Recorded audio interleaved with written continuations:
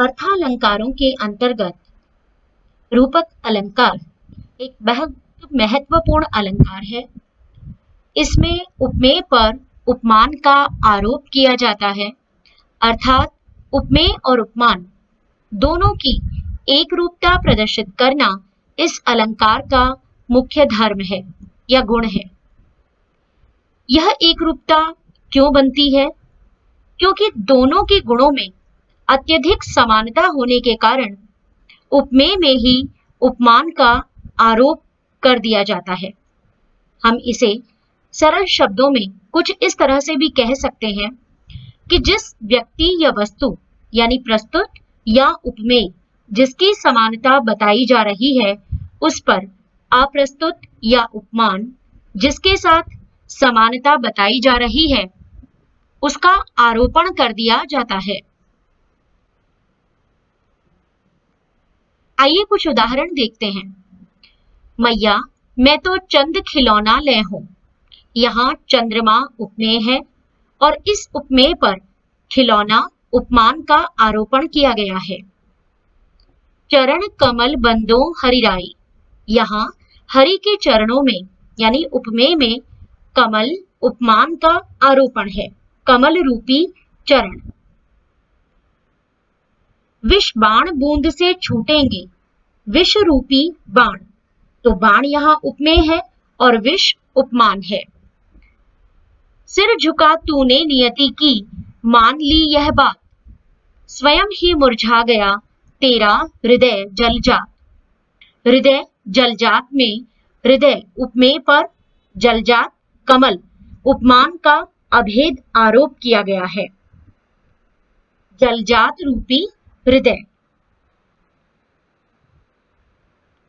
शशि मुख पर घूंघट डाले, अंचल में दीप छिपाए, यहाँ मुख उपमेय है और इसमें शशि चंद्रमा उपमान का आरोप होने से रूपक अलंकार का चमत्कार है। शशि रूपी मुख। बीती विभावरी जागरी, अंबर पनघट में डुबो रही, ताराघट उषा नागरी। इस उदाहरण में अंबर का पनघट से अभेद बताया गया है और सहचर अंगों तारों को घड़े के समान व उषा को पनिहारी के समान बताने के कारण यह सांग रूपक अलंकार है। अंबर रूपी पनघट में उषा रूपी नागरी चतुर युवती तारे रूपी घड़ों को डुबो रही है। यहाँ रात समाप्त होने तथा सुबह होने के दृश्य का सुंदर चित्रण किया गया है। आइए कुछ अन्य उदाहरण भी देख लेते हैं। आए महंत वसंत, महंत रूपी वसंत। पायो जी मैंने राम रतन धन पायो, राम रतन रूपी धन। वन शारदी चंद्रिका चादर ओढ़े, यानी चंद्रिका रूपी चादर। हरी भरी सी दौड़ धूप ओ, जल माया की चल रेखा, तो जल रूपी माया। दूसरा उदाहरण है, माया दीपक नर पतंग, भ्रमी भ्रमी इवे पड़ंत। माया रूपी दीपक तथा नर रूपी पतंगे, क्या उनका उपकार भार तुम पर लवलेश नहीं है? उपकार रूपी भार।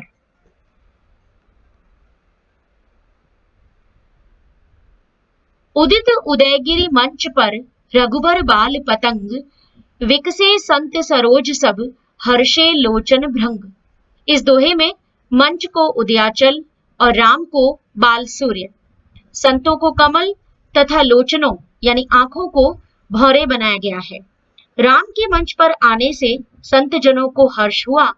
प्रस्तुत वक्तव्य तो इतना ही है, लेकिन उदयगिरी काल्पनिक पर्वत जहां से सूर्योदय होता है और मंच रघुवर और बाल पतंग सूर्य, संत और सरोज, लोचन और भृंग, भंवरे में एक रूपता प्रस्तावित कर कवि ने बड़ी ही मनोरम काव्य अनुभूति की रचना की है।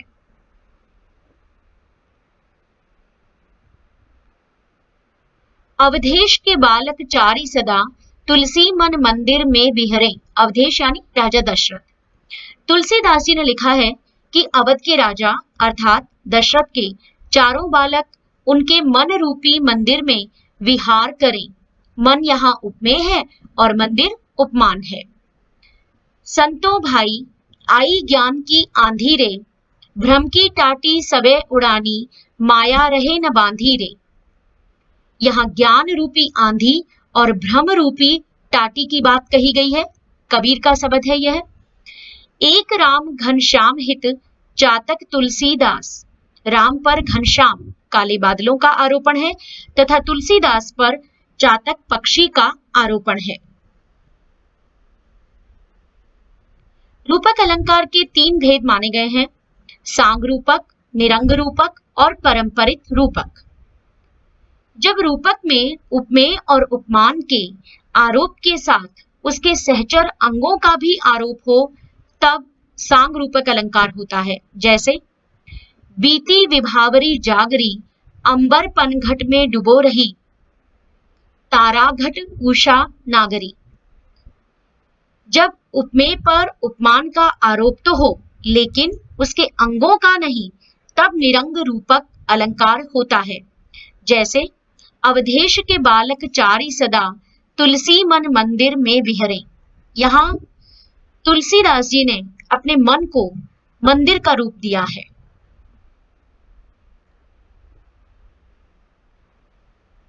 तीसरा है परंपरित रूपक।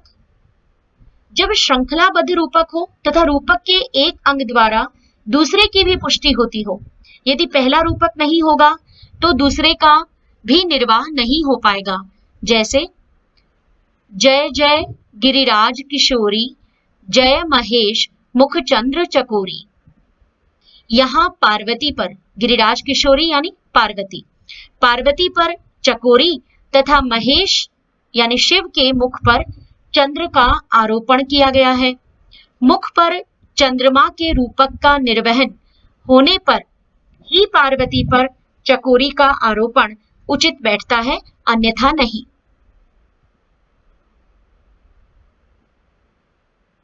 धन्यवाद।